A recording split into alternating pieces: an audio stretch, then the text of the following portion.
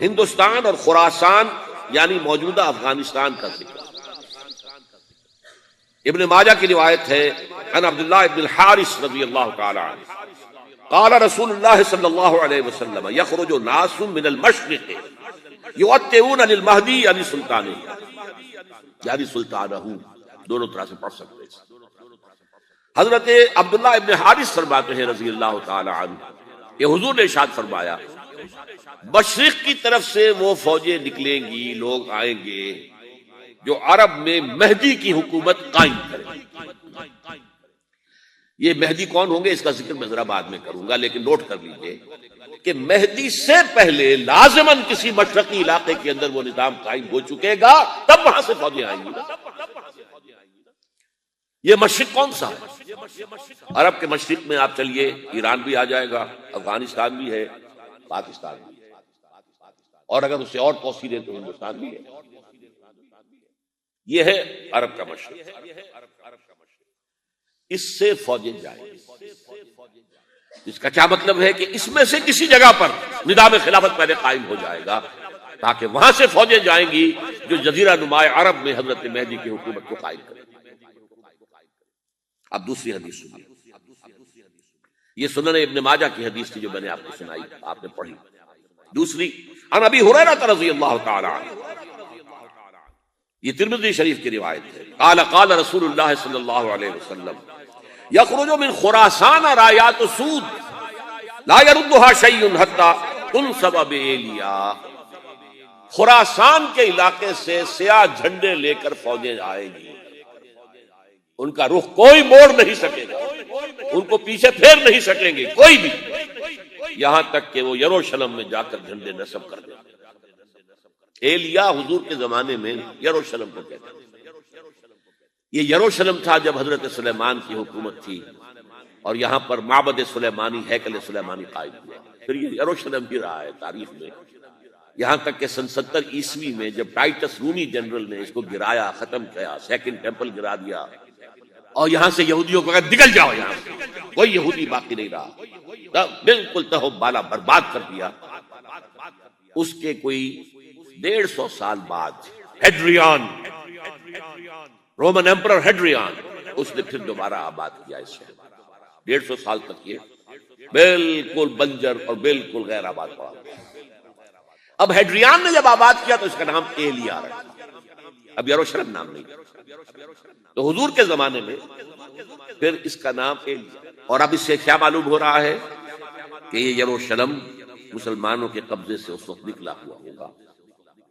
ایک دفعہ پہلے نکلا تھا، 199 عیسوی میں مسلمانوں کے ہاتھ سے نکلا، کروسیڈرز، عیسائیوں نے آ کر اس کو قبضے میں کیا، لاکھوں مسلمانوں کو مارا ختم۔ اس کو 1187 عیسوی میں واپس لیا ہے۔ کس نے لیا ہے؟ صلاح الدین ایوبی کرد۔ عرب کھوکھلے ہو چکے تھے، عربوں نے کھویا، واپس نہیں لے سکے، بہت حکومت کر چکے تھے، 400-500 برس کی حکومت، اور ان کے عیش اور ان کے آرام، اب ان میں جان نہیں تھی کہ وہ واپس لے سکے۔ واپس لینے والا گرم کرد صلاح الدین ایوبی۔ تو گویا کہ اب آپ سمجھئے کہ 88 برس تک عیسائیوں کا قبضہ رہا یروشلم۔ اب 1967 میں یہودیوں نے قبضہ کیا ہے، اور اب 38 برس تو ہو گئے، 88 نہیں 38 برس تو ہو گئے، لیکن وہ دور آئے گا کہ اب پھر لیں گے، لینے والے عرب بھی نہیں ہوں گے، خراسان کے علاقے سے فوجیں آئیں گے۔ یہ خراسان کیا تھا؟ ایلیا تو میں نے آپ کو بتایا یروشلم کا نام ہے۔ خراسان اس زمانے میں ایک بہت بڑے ملک کو کہتے تھے، کچھ حصہ پاکستان کا بھی اس میں شامل ہے، کچھ حصہ ایران کا بھی ہے، ایران کے اس حصے کو اب بھی خراسان کہتے ہیں۔ خراسان ایک صوبہ ہے ایران کا، چھوٹا سا۔ پاکستان میں خاص طور پر یہ جو علاقہ مالاکنڈ ایجنسی کہلاتی ہے، اس سے اوپر جتنا علاقہ ہے، اور یہ جو واخان کی ایک پٹی آتی ہے اوپر، واخان افغانستان کی ایک پٹی سی دم سی چلی آتی ہے جو جا کر چائنا کی سرحد سے مل جاتی ہے، یہاں سے لے کے یہاں تک یہ جو مالاکنڈ کا وہ درہ ہے اور پہاڑ ہے، یہ بھی خراسان کا حصہ۔ باقی تقریباً 2/3 آف افغانستان، ساؤدرن حصہ نہیں ہے خراسان کا حصہ، یہ سیستان کہلاتا تھا، یہ خراسان نہیں ہے۔ لیکن یہ کہ اوپر کا 2/3 آف افغانستان اور اس کے ساتھ یہ جو عرب جو اب یہ ترک ممالک آزاد ہوئے ہیں سوویت یونین کے ڈسولوشن کے ساتھ، یہ سارا علاقہ کہلاتا ہے خراسان بزرگ، دی گریٹ خراسان۔ ایک مرتبہ ایک یہاں کا جو کونسلیٹ ایران کا وہ آئے تھے میرے پاس، ان کے ایک اہم آدمی، ان سے میں نے پوچھا خراسان، تو پہلے تو ان کا خراسان ہمارا ایشو ہوا ہے، میں نے کہا نہیں مجھے خراسان، او خراسان بزرگ، وہ جو آپ دی گریٹر خراسان کی بات کر رہے ہیں وہ یہ تھا۔ پھر میں نے اور طریقوں سے بھی تحقیق کی، پہلے خیال تھا کہ پورا افغانستان اس میں شامل ہے، لیکن اب معلوم ہوا کہ نہیں، یہ جو جنوبی حصہ ہے یہ سیستان کہلاتا تھا، کچھ بلوچستان کا حصہ اس میں شامل تھا اور کچھ یہ جنوبی حصہ افغانستان۔ یہاں سے فوجیں جائیں گی اور یہ فوجیں جا کر خراسان سے چل کر ایلیا پہنچیں گی، یروشلم پہنچیں گی اور اپنے جھنڈے گاڑ۔ اس کا جو نتیجہ نکلتا ہے وہ آپ سمجھ لیجئے۔ اس میں بھی اب میں اس سیر ترجمان القرآن اقبال کا ایک شعر آپ کو سنا رہا ہوں۔ ایک تو انہوں نے جو اردو میں کہا تھا، میرے عرب کو آئی ٹھنڈی ہوا جہاں سے، میرا وطن وہی ہے، میرا وطن وہی ہے۔ ٹھنڈی ہوا حضور کو آئی، مجھے ہندوستان کی طرف سے ٹھنڈی ہوا آ رہی ہے صلی اللہ علیہ وسلم۔ اس کا جو ہے حوالہ مجھے نہیں مل سکا ہے اب تک، لیکن لوگ مانتے ہیں کہ ہاں ہے، حدیث ہے، پڑھی ہے ہم نے، لیکن بتا نہیں پا رہے۔ اور ظاہر بات ہے کہ حدیث کا ذخیرہ اتنا وسیع ہے کہ اس میں سے تلاش کرنا آسان کام نہیں، اور اقبال کو کافی علم تھا ان چیزوں کا، اس کو بغیر کسی بنیاد کے نہیں کہہ سکتا، میرے عرب کو آئی ٹھنڈی ہوا جہاں سے، میرا وطن وہی ہے، میرا وطن۔ لیکن اس سے بھی زیادہ جو بات ہے وہ علامہ اقبال کا ایک شعر ہے جس کے پہلے مصرع میں تو حضرت مہدی کا ذکر ہے، وہ میں بعد میں اس کا ذکر کروں گا جب ان کا وقت آئے گا۔ خضر وقت از خلوت دشت حجاز آید برون، خضر وقت، وقت کا خضر، میرے نزدیک وقت کا مجدد حضرت مہدی، وہ خلوت حجاز سے باہر آئیں گے۔ خضر وقت از خلوت دشت حجاز آید برون، کارواں زی وادی دور و دراز آید برون، کارواں اس وادی دور و دراز سے چلے گا۔ یہ وادی دور و دراز کون سی ہے؟ وادی سندھ۔ وادی سندھ کا تصور پتہ نہیں آپ کو کیا ہے، آپ کو معلوم ہونا چاہیے کہ وادی سندھ، یہ سارے ٹریبیوٹس جو آ رہے ہیں جو وادی اس دریائے سندھ میں مل رہے ہیں، جیسے ایک درخت ہوتا ہے اور اس کی شاخیں ہیں، وہ تو درخت کے تنے سے نکلی ہیں، ایک یہ کہ ٹریبیوٹریز ہوتی ہیں، چھوٹے چھوٹے دریا ہوتے ہیں، وہ ملتے ہیں تو ایک بڑا دریا بنتا ہے۔ یہ ٹریبیوٹریز مشرق سے بھی آ رہی ہیں سندھ میں اور مغرب سے بھی آ رہی ہیں۔ افغانستان کا مشرقی حصہ اسی وادی سندھ کے اندر، اور یہ موجودہ پاکستان، بلکہ اس میں سے کچھ حصہ جو ہم چھوڑ چکے ہیں، ہم سے نکل گیا دریائے ستلج تک، یہ اس وادی سندھ کا حصہ۔ کہاں آ رہا ہے ستلج؟ سندھ میں، اور بیاس تو ستلج میں پہلے ہی آ گیا، راوی آ گیا، چناب آ گیا، جہلم آ گیا، سب سندھ میں پہنچ گئے، پیٹن کوٹ میں سب پہنچ گئے کہ نہیں پہنچ گئے؟ اوپر سے یہ دریائے سوات آ رہا ہے، یہ دریائے دیر آ رہا ہے، یہ دریا فلاں آ رہا ہے، یہ دریا فلاں آ رہا ہے، سب دریائے کابل میں ہو کر کہاں پہنچے؟ سندھ میں۔ اوپر سے دریائے ہنزا آ رہا ہے، دریائے گلگت آ رہا ہے، کہاں آ کر گرے؟ سندھ میں۔ پھر یہ جو دریا آ رہے ہیں جو ہمارے جو ہے درائے گومل سے چلا آ رہا ہے، ٹوچی چلا آ رہا ہے، کہاں جاتے؟ سندھ میں۔ یہ پوری وادی ہے، یہ افغانستان کا مشرقی حصہ جو پختون ہے، 100% پختون، وہ در حقیقت وادی سندھ کے اندر، یہ دو طرف سے وادی سندھ۔ کارواں زی سے مراد ازیں، کارواں ازیں وادی دور و دراز آیت برو، فوجیں یہاں سے جائیں گی حضرت مہدی کی حکومت قائم کرنے کے لیے۔ خضر وقت از خلوت دشت حجاز آیت برو، کارواں زی وادی دور و دراز آیت برو۔ یہ ہے اس سیر کا، حالانکہ یہی شخص ہے جو اپنے خطبات کے اندر نفی بھی کرتا ہے کہ یہ مہدی اور وہ یہ سب تصورات جو ہیں یہ کوئی صحیح نہیں ہے، اور یہ پرانی کوئی روایات چلی آ رہی تھی، ہر مذہب میں تصور ہے، اس طرح کی بات کہی۔ جب عقل سے بات کرتا تھا اس میں ٹھوکریں کھاتا تھا، جب دل سے اس کے یہ سیلاب کے معنی چشمہ ابھرتا تھا دل سے اس کی شاعری، اس میں ہوتے تھے وہ حقائق جو ابدی۔ اس پر جو اشفاق صاحب ہوتے تھے ہمارے ہاں، اشفاق احمد ادیب، ڈرامہ نگار، تلقین شاہ، انہوں نے بڑی پیاری بات کہی تھی، اگرچہ ان کا مذاق اڑایا تھا روزنامہ نوائے وقت میں، بات بڑی پیاری تھی۔ اقبال ایک دن کا اقبال تھا، ایک رات کا اقبال تھا۔ دن کا اقبال فلسفی تھا، وہ اپنی عقل سے غور و فکر کرتا تھا، اس کا حاصل تو ہے وہ لیکچرز، خطبات، ان میں بہت سی باتوں پر علماء کو شدید اعتراض۔ ایک رات کا اقبال تھا، اسے الہام ہوتا تھا، سیلاب آتا تھا شاعری کا، اور وہ اقبال جو ہے اصل اقبال، اور اس کو کہا اقبال نے خود۔ ڈاکٹر یوئنگ ہوتے تھے جو پرنسپل تھے ایف سی کالج کے، ان کے نام سے یوئنگ ہال اب بھی موجود ہے نیلا گنبد چوک میں، ایک ہاسٹل بنایا تھا انہوں نے، یوئنگ ہال۔ ایک دعوت میں سب جمع تھے، ڈاکٹر یوئنگ بھی تھے، علامہ بھی تھے۔ یوئنگ نے بڑا تیکھا وار کیا کہ ڈاکٹر اقبال، ہم نے سنا ہے کہ آپ جیسا آدمی بھی وربل ریولیشن کا قائل ہے۔ کو پہلے مسئلہ سمجھ لیجئے ورنہ واقعہ سمجھ میں نہیں آیا تھا۔ ایک ہے وربل، وحی باللفظ، قرآن کے بارے میں ہمارا عقیدہ یہ الفاظ اللہ کے، ایک ہوتا ہے وحی، لیکن اس وحی میں لفظ جو ہے وحی کا نہیں ہوتا، بلکہ وہ انسپریشن کہلاتی ہے۔ کوئی بات آپ کے ذہن میں ڈال دی گئی، آپ نے اپنے الفاظ میں اس کو ادا کیا۔ تو یہ سمجھتے ہیں کہ وحی جو ہے یہ ہمیشہ وحی باللفظ، وربل نہیں ہوتی، یہ عیسائیوں کا عقیدہ ہے۔ اور وہ عقیدہ کیوں بنایا ہے؟ اب ایک بات سے بات نکل رہی ہے، انجیلیں 100 سے زیادہ تھیں، اب بھی کم سے کم 4 کو کینونیکل کہتے ہیں، تو ان چاروں میں اختلاف ہے، تو کون سی انجیل ہے؟ میں جب پڑھتا تھا میڈیکل کالج میں تو میں نے منٹگومری میں ایک بہت بڑا کمیشن ہے، اور وہاں پادری صاحب سے مسٹر وائٹ جا کے میں نے کہا کہ which one of these is Bible؟ جواب آپ سنیے، ذہانت کا شاہکار ہے، none of them is Bible، Bible is in them، ان میں سے کوئی بائبل نہیں ہے، بائبل ان کے اندر ہے۔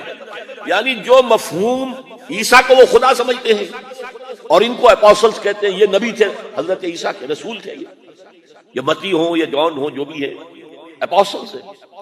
تو جو حضرت عیسیٰ نے ان سے کہا وہی کی، انہوں نے اپنے الفاظ میں اس کو ادا کیا ہے، لہذا علیحدہ ہو جائے گا معاملہ، جیسا کہ احادیث کے اندر ہے۔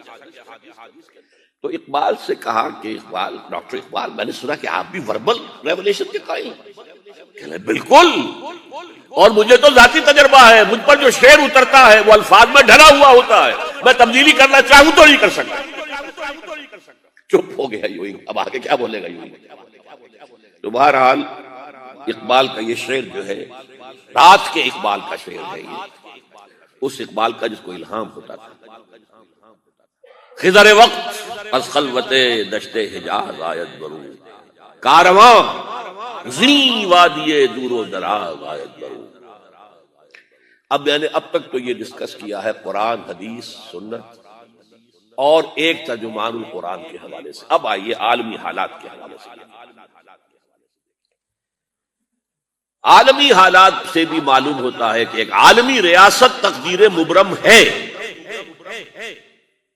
زمانہ تیزی کے ساتھ ادھر جا رہا ہے، جبکہ پوری دنیا کی ایک ریاست ہے، بلکہ بہت پہلے سے اس کا تقاضا پیدا ہو چکا ہے۔ دنیا اتنی چھوٹی ہو گئی ہے، آج آپ اسے کہتے ہیں گلوبل ولیج، یہ تو گاؤں کے مانند ہے، اب کوئی فاصلہ نہیں رہا۔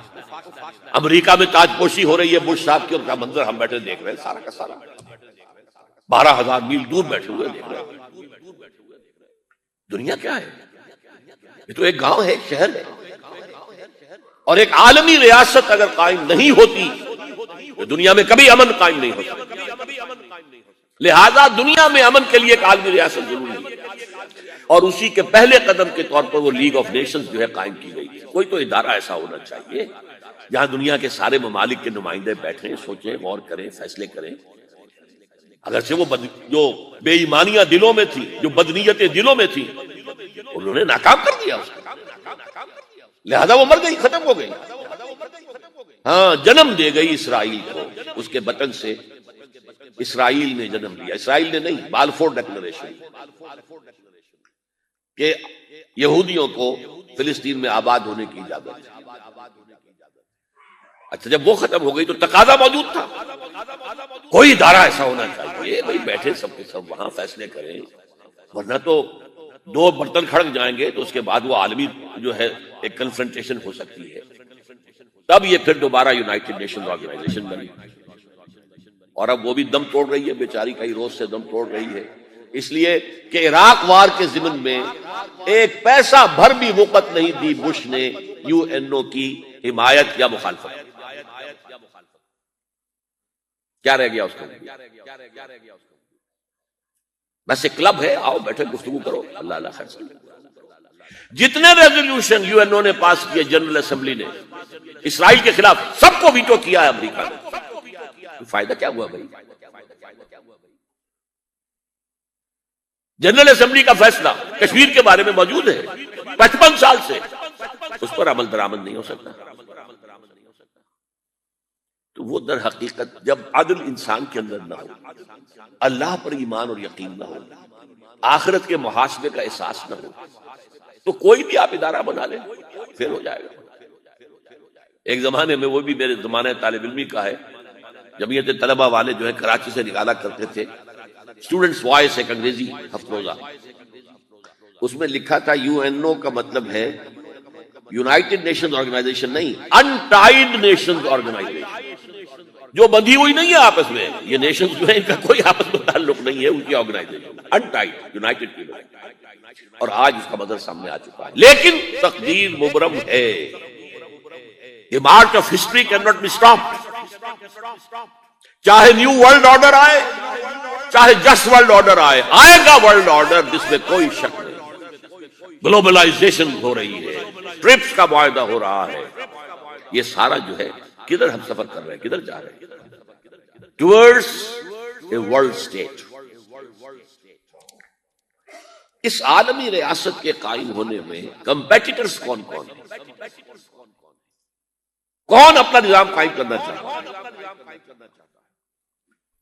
اس کے لیے اقبال کے دو شعر. دنیا کو ہے پھر مارکہ روح و بدن پیش، مارکہ روح و بدن، روحانیت اور میٹیریلزم. دنیا کو ہے پھر مارکہ روح و بدن پیش، تہذیب نے پھر اپنے درندوں کو مارا. تہذیب کے درندے، یہ ہے مغربی قوموں کے لیے بہترین لفظ، تہذیب کے درندے. کہتے ہیں سیویلائزیشن سیویلائزیشن سیویلائزیشن، اور جو درندگی وہ کرتے ہیں کوئی بھیڑیے وہ درندگی نہیں کر سکیں گے جو وہ کرتے ہیں. دنیا کو ہے پھر مارکہ روح و بدن پیش، تہذیب نے پھر اپنے درندوں کو ابھارا. اللہ کو پامر دیے مومن پہ بھروسہ، ابلیس کو یورپ کی مشینوں کا سہارا. This grand confrontation is very soon to come, very soon to come, very soon to come. ایک طرف اللہ ہے اور مرد مومن ہے، دوسری طرف ابلیس ہے اور اس کا سب سے بڑا ایجنٹ یہودی ہے، اور یہودیوں کے سپورٹرز عیسائی. یہ ہے دو طرفہ، یہ دو فریق ہیں. اور وہ میں آپ کو پہلے سنا چکا ہوں نظم. ابلیس نے کہا تھا مجھے نہ جمہوریت کا کوئی خطرہ ہے، نہ کوئی فاشزم سے خطرہ ہے، نہ کوئی اشتراکیت سے خطرہ ہے اگر کوئی خطر مجھ کو تو اس امت سے ہے جس کی خاکستر میں ہے اب تک شرارے آج. خال خال اس قوم میں اب تک نظر آتے ہیں، وہ کرتے ہیں اشک سحر گاہی سے جو ظالم وضو. وہی خطرہ ہے جس کا ذکر کیا جب یو ایس ایس آر ختم ہو گئی، جس کے لیے نیٹو بنایا گیا تھا، جس کے لیے سیٹو بنایا گیا تھا، جس کے لیے سینٹو بنایا گیا تھا to contain U S S R. اب جب یو ایس ایس آر ختم ہو گیا وہ تو سربت سجود ہو گیا مغرب کے سامنے، ہاتھ پھیلا کر بھیک مانگنے کی پوزیشن میں آ گیا. اس وقت اثر نو نیٹو کو آرگنائز کر رہے ہیں، ایکسٹینڈ کر رہے ہیں. کسی نے پوچھا چیف آف دی نیٹو سے کہ یہ اب آپ کو کس بات کا دیا؟ ہمیں مسلم فنڈامنٹلزم سے خطرہ ہے. وہ جو ابلیس نے کہا وہی اس نے کہا. ہمیں اندیشہ ہے مسلم فنڈامنٹلزم، لہذا ہمیں چوکس رہنا ہے اور مضبوط کرنا ہے اور تکڑے ہونا ہے. یہ ہے در حقیقت ہے اگر کوئی خطر مجھ کو تو اس امت سے ہے جس کی خاکستر میں ہے اب تک شرار آج. اب دیکھیے ایک طرف میں نے بتایا ایک یہودی ہیں اور ان کے خواب ہیں. خواب کیا ہیں؟ گریٹر اسرائیل قائم کرنا. جس میں تقریباً پورا مڈل ایسٹ آ جائے.